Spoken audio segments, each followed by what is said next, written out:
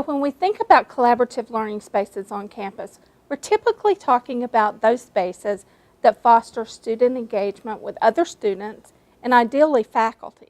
A traditional lecture theatre is not a great place to work in a group. The furniture, the layout and the orientation of the room are all saying sit down and listen and watch. Students want to work differently, spaces have to change to suit new ways of teaching and learning.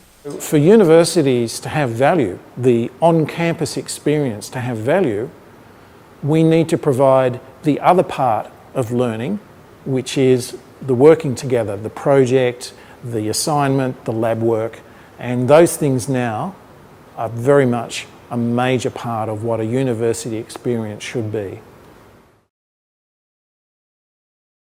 Informal spaces are those structured spaces on campus that have spatial or time constraints.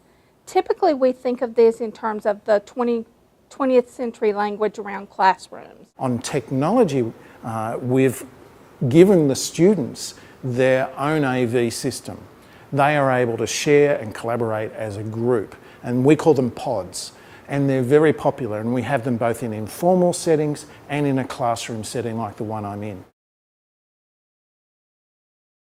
So the informal spaces on campus are basically the other 70% of campus.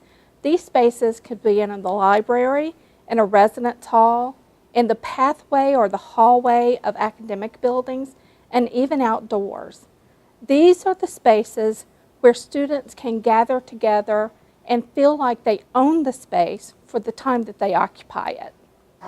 Some of the best learning sometimes happens, not in the classroom, in the hallway where a student's asking his colleagues, did you understand that? And when the students are working in groups, they will often carry on that learning process outside of the formal teaching spaces. We'll go and find somewhere nearby, whether it's a cafe or a library or an IT open access space. We have a stairwell in the center of the building, and that tends to be where everybody congregates and shares what they're doing and what are you working on. I don't like the term flexible. It has a bad connotation in the context of learning environments. I like to use the term pedagogically flexible.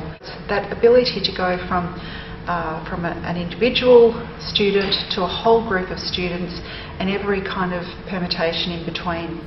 I prefer the word versatile as opposed to flexible. I think if you try and meet too many requirements, you're going to fail. You're not going to please anyone. Collaborative spaces need to be flexible so that you can rearrange the furniture and rearrange the orientation for different things. However, operable walls and too much flexibility can actually end up with disuse because people don't know how to operate it. Collaborative learning environments will vary. I think they do have to be different. You can't just have one model that fits all. Personally, I'm opposed to creating a definitive template for a collaborative classroom.